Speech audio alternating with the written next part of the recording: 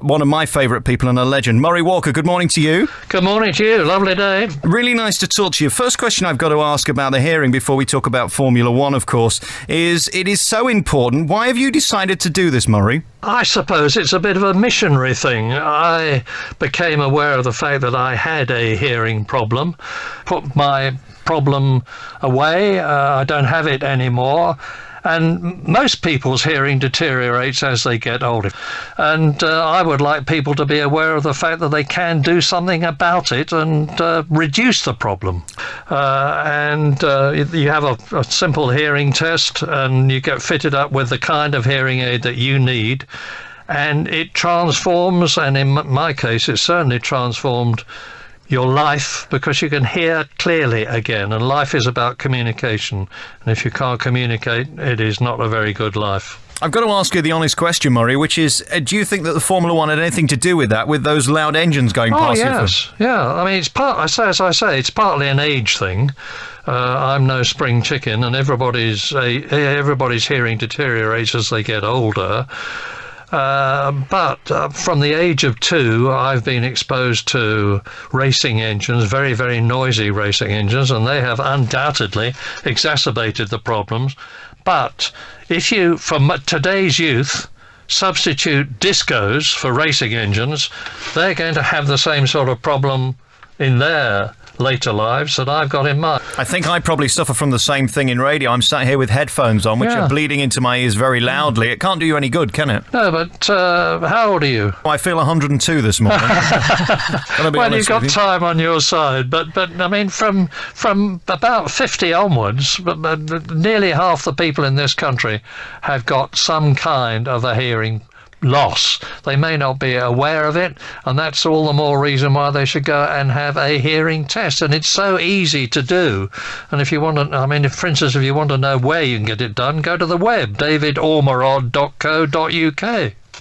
I suppose it's one of those things that we take for granted until it's gone, and then you wish and you could turn the clock back and do things about it.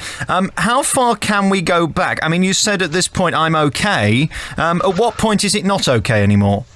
Well, I think that when you start to think that people around you are mumbling, or people are telling you that you've got the television turned up too loud, you're maybe not hearing the phone or the doorbell, those are the things that start to point out to you that you might have some sort of hearing loss. I had 2 problems that made me aware of the fact that I'd got one.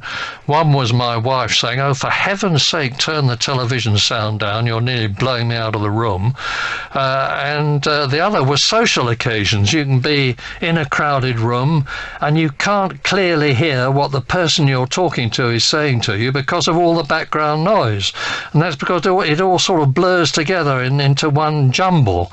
And if you've got the right kind of hearing aid, you get balanced, clear hearing again, and that's what, thank heavens, I've now got, because with the modern digital hearing aid, you can literally tune each ear appropriately, and my right ear is much worse than my left ear, and I've got the balanced hearing because the digital aids accommodate it. I was at a hospital in the Midlands not too long ago, and I'd got a relative in the geriatric ward, and there's a guy who comes around putting hearing aids in. And this sounds very comical, although it's not very funny. The guy who was putting the hearing aids in had 2 hearing aids and couldn't hear that when he was switching all these pensioners' hearing aids on, they were all going, woo, woo. I think if you've got a hearing aid that's whistling like mad like that, there's definitely something wrong. And it's so easy to get a hearing test or to get something sorted out now. You can soon make an appointment by calling us on 0845 270 3916. Murray, before we go, I got to congratulate you on your work with the Formula One. I mean, you're a legend. Everybody loves you. Are you still as excited by it today as you were maybe 10 years ago? Absolutely. I look forward to every new season with enormous enthusiasm. It's a great sport. I'm very lucky to have been involved with it the way I have been all these years, and I'm glad to say I'm still commentating for Australia and for Sky Television. I love every second of it, and I hope it's going to continue for a while. Are you by choice not on ITV? Because let's face it, that's where most people in this country watch it, and you have got the most loved voice in F1. There's no question. Well, that's very kind of you to say so. I can see how you got on. No, look, I don't blow smoke up people's backsides unless they deserve it. And people genuinely love you. And you're a bit like Lineker is to football. Immediately, you're the first name that you think of when it comes to talking about it. Well, it's probably because I've been doing it for a very, very long time. My first commentary was in 1948, and I'm still doing it. And I'm very lucky, really, because I've got a voice which is appropriate to my sport. Motorsport is harsh, it's aggressive, it's noisy, and my voice, because of the way my genes worked out, is harsh and aggressive and noisy, and there's not much I can do about it, but it does happen to fit the sport that I talk about. And it is so much fun. It's got that edge of danger, which all great sports have. Let's be honest, boxing is only exciting because it's kind of dangerous. Yeah. And your passion does ooze through the microphone, doesn't it?